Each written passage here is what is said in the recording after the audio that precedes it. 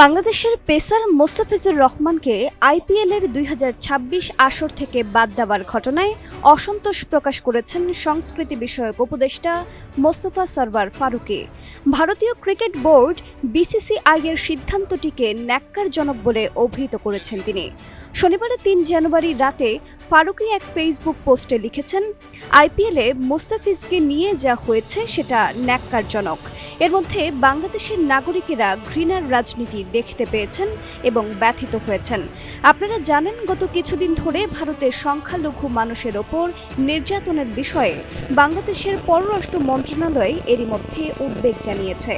এই ঘটনাও একই মোটিভ দ্বারা প্রভাবিত কিনা সেটা নিশ্চয়ই সংশ্লিষ্ট মহল খতিয়ে দেখবে।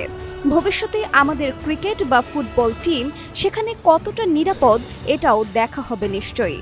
কিন্তু আপনারা যারা আমাকে উদ্দেশ্য করে বাংলাদেশের সব রকম প্ল্যাটফর্ম আইপিএল সম্প্রচার নিষিদ্ধ করতে বলছেন, তাদের প্রতি আমার বিনীত উত্তর, এটা আসলে তথ্য ও সম্প্রচার মন্ত্রণালয়ের বিষয়।